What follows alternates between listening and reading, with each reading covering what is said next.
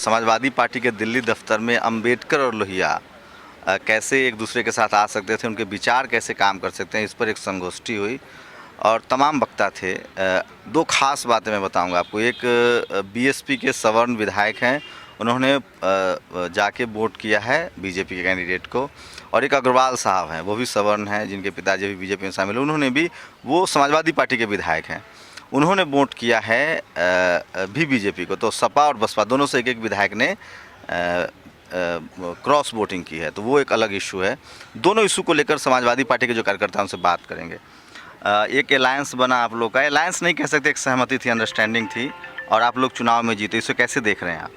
ये देखिए, जो सपा बसपा गठबंधन है वह नेचुरल समझौता है, वास्तविक समझौता है। अब भारत की मूल चीज़ यही है, दलित और पिछड़ा। दलित और पिछड़ों को एक करने के लिए जो लोहिया और अम्बेडकर ने प्रयास शुरू किया है, उस प्रयास को हम लोग परंपरा में बदलने के लिए संकल्पित हैं। तो लोहिया और अम्बेडकर कैसे देखते हैं आपको वैचारिक रूप से? शेड्यूल कास्ट, शेड्यूल ट्राइब और एक सवर्ण समाज के लोग जो प्रोग्रेसिव है, वो संभव है आज के दौर में? देखिए, एक बीएसपी का सवर्ण विधायक जाके क्रॉस वोटिंग करता है, जो विधायक अपनी पार्टी का नहीं हो सकता है। क्या लगता है, सवर्ण समाज के लोग वोट कर रहे हैं समाजवादी पार्टी, बहुजन समाज पार्टी या आरजेडी जैसे दलों को? साफ साफ बताइए। सत्ता के खेल में कुछ लोग ऐसे माहिर होते हैं, और उसे ध्यान रखिएगा, शतरंज के खेल के बाद राजा और सिपाही एक ही डब्बे में बंद होते हैं। उनका क्रॉस वोटिंग करने का मतलब नहीं है कि गठबंधन टूट जाएगा, गठबंधन उससे और मजबूत होगा। उससे और मजबूत। सवाल नहीं समझे, मैं ये कह रहा हूँ, लोहिया प्रोग्रेसिव थे जी, सड़कों पर रहते थे, संसद में लगातार लड़ते थे, उनकी मैंने अंबेडकर के नाम चिट्ठी भी पढ़ी है। मैं ये कह रहा हूँ, आज के जो हालात हैं, एक सवर्ण समाज का विधायक पार्टी से क्रॉस करके बाई क्रॉस वोट करता है, तो क्या लोहिया जिस प्रोग्रेसिवनेस की बात करते थे अम्बेडकर के साथ जुड़ने की, क्या सवर्ण समाज एसपी से, बीएसपी से या आरजेडी से, ऐसे तमाम जो बहुजन आइडियोलॉजी के दल हैं, उससे जुड़ता हुआ दिख रहा है? वोटर की बात कर रहा हूँ मैं। हाँ, जुड़ता हुआ। एक इस घटना से उसको मानक मत मानिए, जुड़ता हुआ दिख रहा है। किस घटना से मानक? जो आप बोल रहे हैं कि सवर्ण विधायक जो है उधर चला गया, भाजपा की तरफ से चला गया है, इसका मतलब नहीं है कि जो है उससे गठबंधन पर असर पड़ेगा या वैचारिकी पर कोई असर पड़ने वाला है। ये वो मंचले लोग हैं। सवर्ण मतदाता वोट देता है, जो लोहिया के जो लोहिया को मानने वाले लोग रह गए हैं प्रोग्रेसिव में। इतना दिन तक समाजवाद की संकल्पना जो सवर्णों ने चलाया, आप देखिए, आप पूरे पूर्वांचल को देख लीजिए। तो मैं अभी की बात कर रहा हूँ, वर्तमान हालात। इससे ज़्यादा चलेगा, लोहिया इससे ज़्यादा रिलेवेंट होंगे और इससे ज़्यादा सवर्ण अपनी भूमिका को स्पष्ट करेगा, क्योंकि उसको लगता है कि भारत टूटेगा तो हम जो पुराने विचारों हैं ना, उनको त्यागना पड़ेगा, और लगभग टूट चुका। शहरों में दिखाई पड़ रहा है, गाँव में उसकी हवा चली गई है। लेकिन मैं तो देख रहा हूँ साहब कि केरल हो चाहे गोवा हो, वहाँ जो लेफ्टिस्ट सवर्ण थे, जो लोहिया से ज़्यादा खुद को प्रोग्रेसिव कहते थे, वो भी बीजेपी को वोट कर रहे हैं। तो मैं किस आधार पे मान लूँ कि सवर्ण समाज के लोग लालू को, मुलायम को या मायावती को वोट करेंगे? क्या बात करते हैं आप? तो एकदम मैं तो सबूत दे रहा हूँ। इस सवाल को मैं खारिज करता हूँ। इस सवाल को खारिज करता हूँ। त्रिपुरा में तो जातिवाद संभव नहीं है, वहाँ तो कोई जाति नहीं जानता है। बंगाल में जाति नहीं जानता, मैं वहाँ रहा हूँ, मैं वहाँ काम किया हूँ। भारत में जाति नहीं जानते हैं लोग। त्रिपुरा बंगाल की बात करता हूँ। त्रिपुरा बंगाल में नहीं है, कहीं कास्ट सिस्टम नहीं, कोई जानता ही नहीं है। मुखोपाध्याय, बंदोपाध्याय, वो लिखने, वो तो परम भाई, गंगा कितनी भी गंदी हो जाए लेकिन सारे रिचुअल्स वही होने। इससे थोड़ा मतलब है कि वो हमारी सभ्यता। मैं ये सवाल इसलिए आपसे कर रहा हूँ कि लोहिया और अम्बेडकर दो, लोहिया का बहुत सम्मान है, बाबा साहब का बहुत सम्मान है। मैं सिर्फ ये जानने की कोशिश कर रहा हूँ आप लोगों से कि वही पश्चिम बंगाल जहाँ सबसे पहले ज्योति बसु ने कहा कि हम ओबीसी आरक्षण इंप्लीमेंट नहीं करेंगे, काफ़ी लंबे समय तक उन्होंने लटका के रखा। आपको संज्ञान में है कि ज्योति बसु जो पहले बार मुख्यमंत्री बनते हैं, सबसे पहला काम करते हैं लैंड रिफॉर्म। Land reform. और लैंड किसके पास थी? लैंड किसके पास थी? वहाँ के राजाओं के पास थी, जो बड़े लोग रहे होंगे। लैंड रिफॉर्म एक्ट इंप्लीमेंट कर दिया, मैं उस बात को मान रहा हूँ, लेकिन ये बताइए ना कि आरक्षण को लेकर जो मुद्दा है, क्या सवर्ण समाज आज के डेट में सहमत है आरक्षण से? 100% सहमत है। मैं सवर्ण समाज से आता हूँ, मैं इसकी वकालत कर रहा हूँ, इसकी कवायद कर रहा हूँ। 2000 किलोमीटर पदयात्रा किया इसी पूर्वांचल में इसी को लेकर के। तो देखिए, ये पहली बात है, रिजर्वेशन गरीबी हटाओ उन्मूलन नहीं है, सामाजिक समरसता के प्रतीक के रूप में देखना चाहिए कि आज जब मानवीय सभ्यता मंगल ग्रह पर पहुंच रही है, हम थाली में बर्तन में खाना नहीं देते। कुत्ता ये समाज समझ रहा है, क्यों नहीं समझ रहा है? राजा के मतलब हमेशा सर्वहारा की लड़ाई बुर्जुआ लड़ता है। आप बताइए, सर्वहारा की लड़ाई हमेशा बुर्जुआ लड़ा है देश में, आदिकाल से लड़ा, अनंत काल तक लड़ेगा। तो जो शख्स चूहे की रक्षा बिल्ली करेगी, वो तो तब तक करेगी जब तक उसको भूख नहीं लगा। नहीं, ये चूहा बिल्ली मत बनाइए।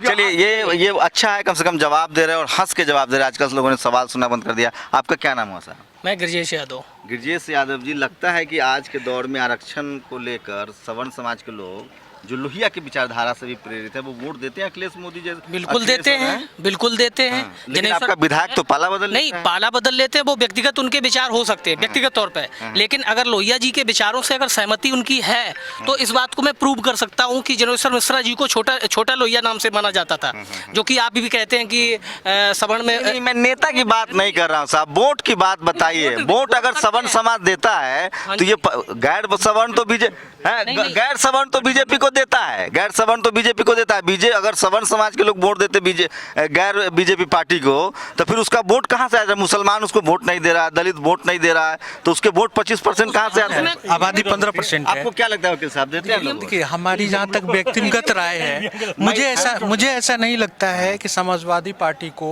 और लालू हो, मुलायम हो, मायावती जो भी हो, बहुसंख्यक दल हैं, बहुसंख्यक लोगों के जो पार्टियां हैं, उसको मुझे नहीं लगता है कि स्वर्ण समुदाय बहुसंख्यक रूप में वोट देती है। मुस्लिम बीजेपी को वोट नहीं करता, ये आम परसेप्शन है। हमारा कहने का मतलब यह है कि व्यक्तिगत रूप में अगर मैं पार्टी से जुड़ा हूँ, मेरी लाभ हो रही है तो मैं दे सकता हूँ, लेकिन मेरे समुदाय के सारे लोग देते हैं ऐसा नहीं है। अच्छा बताइए कि बेटा अभी अग्रवाल जी का मामला लीजिए, आप कह रहे परिवार से, मैं एग्जाम्पल दे रहा हूँ, मुझे आप काटिएगा। और मैं जानबूझ के सवाल पूछ रहा हूँ क्योंकि लोहिया अंबेडकर का जो अलायंस है, समाजवादी अखिलेश मायावती का अलायंस तो समझ में आ रहा है, क्या लोहिया के लोग अंबेडकर से जुड़ेंगे? विचारधारा की मैं बात नहीं कर रहा हूँ, अब बात ही पूरी जाति की हो रही है। तो एक बात बताइए, अग्रवाल साहब के बेटा तो समाजवादी पार्टी के विधायक थे, तो अभी तो पार्टी भी नहीं बदले थे, तो काहे बीजेपी में चले गए? इसका मतलब कि जाति उनके लिए ज़्यादा अहम है, मजहब ज़्यादा अहम है? जी देखिए, ऐसा है कि अभी जो देश में चल रही है वो ध्रुवीकरण है, दोनों तरफ से ध्रुवीकरण हो रही है। एक तरफ ध्रुवीकरण हो रही है कि जो दलित पिछड़े हैं, दबे कुचले हैं, उन लोगों को फिर से वहीं पहुंचा दिया जाए जिस धरातल से उन्होंने उठना शुरू किया था। 90 के बाद ड्रामेटिकल चेंज आई थी भारत की राजनीति में, तो भारत की राजनीति में जो पिछड़ा वर्ग है उनकी भागीदारी धीरे धीरे बढ़ने लगी। उसके बाद इस चीज़ों को लेकर के जो स्वर्ण समुदाय के कट्टरपंथी लोग हैं उन लोगों को दिक्कत होने लगी। समाजवादी पार्टी के कार्यकर्ताओं का दिल बहुत बड़ा है, बीजेपी को भी दिल इतना बड़ा करना चाहिए था, मुसलमानों को टिकट देना चाहिए था यूपी में। उसने साफ साफ कहा कि मैं मुसलमानों को टिकट ही नहीं दूंगा क्योंकि मुझे वोट नहीं देते हैं। मुझे नहीं पता कोई गैर बहुजन लीडरशिप, चाहे वो लालू हो, मुलायम हो, मायावती हो, ऐसा बयान देंगी, देना भी नहीं चाहिए। इस देश में हम सब नागरिक हैं, लेकिन मीडिया में इसकी पड़ताल बहुत ज़रूरी है। आपका क्या नाम हुआ? हेमंत यादव। हेमंत यादव जी, आपको लगता है कि सवर्ण समाज के लोग अब जो बहुजन समाज के दल हैं, SC ST OBC अलायंस है, उसमें वोट देते होंगे? सर वो देते हैं, लेकिन जहाँ उनका कैंडिडेट होता है वहाँ देते हैं। जैसे सवर्ण का कैंडिडेट कहीं खड़ा होगा तो वहाँ सवर्ण उनको वोट दे देते हैं, चाहे पार्टी BSP हो चाहे SP हो। लेकिन हम तो देख रहे थे, मैं तो एग्जाम्पल ले रहा हूँ कि पश्चिम बंगाल हो, केरल हो, तमिलनाडु हो, त्रिपुरा लेफ्ट की सरकार थी, वहाँ बीजेपी आ जाती है। इसका मतलब लेफ्ट का वोटर ही बीजेपी को वोट दे रहा है, तो लेफ्ट का वोटर तो अपर कास्ट होते थे। सर गवर्नमेंट वहाँ उनकी नहीं है, वो EVM से गवर्नमेंट आ रही है वहाँ पे। EVM टेम्पर कर रहे हैं वो, इसलिए गवर्नमेंट आ रही है, ना कि उनके वोटर्स आ रहा है। अब कई बार हम यूपी में आप लोग EVM गोरखपुर फूलपुर में EVM टेम्पर नहीं हुआ, वहाँ हो सकता है कि इन्होंने एक्सपेरिमेंट किया हो, बीजेपी ने एक्सपेरिमेंट किया, हमारी औकात क्या है, हम कहाँ पे खड़े हैं, उस अगले इलेक्शन में उसके हिसाब से कर लेंगे, टेम्पर वो कर लेंगे, उतना % बढ़ा देंगे। EVM का बहुत बड़ा मुद्दा है जी, और हमें लगता है कि BSP देखिए, ये जनता जो है बहुत होशियार हो गई है, उसको लगता है ये सब, लेकिन आप लोग जीत रहे हैं तो EVM नहीं और हार रहे हैं। जहाँ तक आप टेम्परिंग की बात कर रहे हैं, तो आप पिछले 5 साल 2014 के बाद से जितने भी चुनाव हुए हैं और उपचुनाव हुए हैं, दोनों के रिजल्ट का उठा करके देख लीजिए, एक दोनों में बहुत बड़ा गैप मिलेगा कि सारे उपचुनाव भारतीय जनता पार्टी हार जाती है और मेन चुनाव जो भी होते हैं वो सारे चुनाव जीत जाते हैं। जानबूझ के चुनाव हार जाती है? नहीं, मैं ये बोल रहा हूँ कि योगी जी की गर्दन फंसी हुई है। मैं ये नहीं बोल रहा हूँ। देखिए, टेम्परिंग जहाँ तक होती है, टेम्परिंग के लिए अगर कोई भी करता है, हम कहीं इन्वेस्ट। चलिए हम लोग मुद्दे पर आते हैं। फिलहाल EVM का एक बड़ा मुद्दा है। कहाँ? मैं ऐसे समाज से हूँ, मैं ऐसे समाज से हूँ, खटीक समाज से जो है, मेरा नाम है फकीरचंद चौहान, खटीक समाज से हूँ मैं। जो दुख मुझे है ना ऐसे समाज से, यहाँ किसी को इतना नहीं है जितना कि मुझे पता है। जब ढोर मर जाता था तो बुला कर लाते थे, भैया ये ढोर मर गया, जरा इसको बाहर कर दो। जो बाहर कर देते थे उसको क्या बोलते थे? चमार। और जब उसके बाद में बाहर करने के बाद में भैया बाहर कर दो, बाद में कहते हैं अगर वो बाहर ना करे, क्या वो हिंदू नहीं है जो ढोर उठाता है?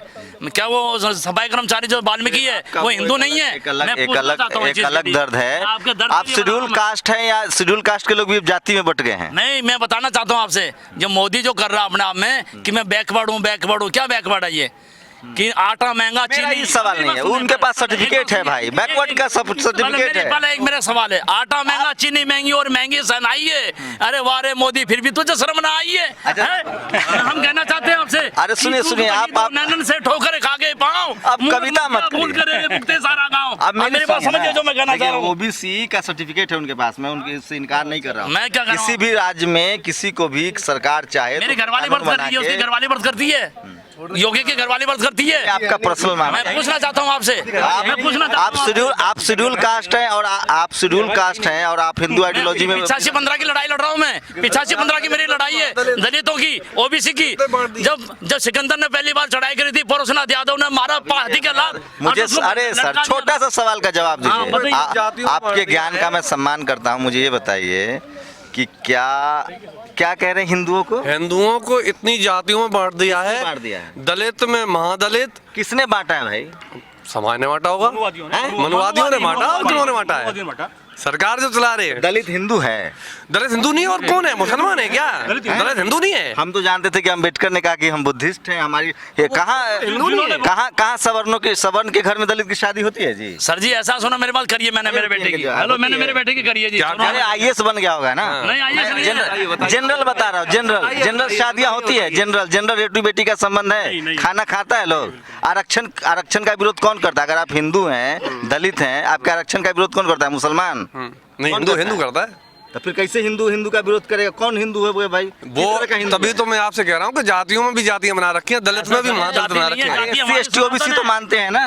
हैं? धर्म हमारा सनातन अब है, ये जाति ये दलित है, अब सनातन धर्म सनातन हमारा धर्म है, सनातन हमारा धर्म है। जाति इन्होंने हिंदू बना दी। हिंदू कथा किसको बोला गया है? हरिनंद का देश को हिंदू बोला गया है, जो देश अरे हिंदू- वोट पर बात मैं कीजिए। बता रहा हूँ। सुनिए, अब बहुत हो गया। आप बताइए कि क्या शेड्यूल कास्ट, शेड्यूल ट्राइब के पार्टियों को, ओबीसी की पार्टियों को सवर्ण वोट देता है? ये बताइए। सवर्ण वोट देता है जी, देता है। कैसे मैं सबूत? सही हूँ, मैं आपके बीच में रहता हूँ, सवर्ण हो, मैं आपके बीच में रहता हूँ, अच्छा कार्य करता हूँ, सबसे नमन होकर चलता हूँ। अरे कौन सा लड़का कहेगा नहीं इसको वोट अरे देना? मैं वोट की बात कर रहा हूँ सर। अगर वोट ही देगा वो। फिर बीजेपी को कौन वोट देता है? बीजेपी के वोट कौन देता? बीजेपी की तो मशीन वोट देती है और कोई वोट नहीं देता। मशीन देती है, इसलिए तो मैंने देखिए ये अभी भी बहुजन जो समाज है, जो SC ST OBC माइनॉरिटी के लोग हैं, वो राजनीतिक रूप से उतने होशियार नहीं हुए, क्योंकि अखिलेश का बयान आया है कि मुझे अब पता चला कि मैं पिछड़ा हूँ, क्योंकि मेरे CM आवास से खाली करने के बाद उसका शुद्धिकरण हुआ।